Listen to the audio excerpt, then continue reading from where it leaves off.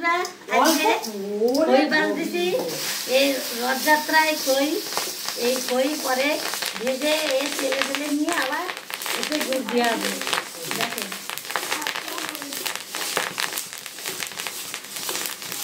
এই যে ভাজা হয়ে গেল প্রায় খই। এই খই তেলে কুটে নিয়ে আবার একটু গুড় দিয়ে মুঠি করতে হয়। এই খই খেতে খুবই ভালো লাগে নাড়ু দিয়ে। এই যে দেখেন খই ভাজছি,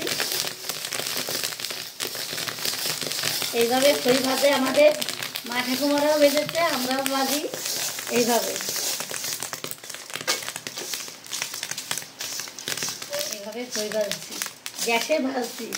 আর কাঠের জালে ভাজে অনেকে, আমাদের কাঠের ব্যবস্থা নাই তাই গ্যাসেই করছি। দেখেন গ্যাসে একটু কষ্ট হয়।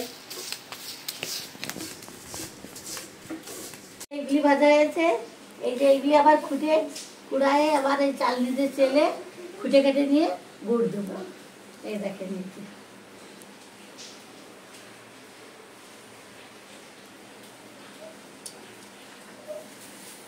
আবার দেখাবো মুরগি করে নিই গুড় দিয়ে, তারপর আবার আপনাদের সাথে দেখাবো।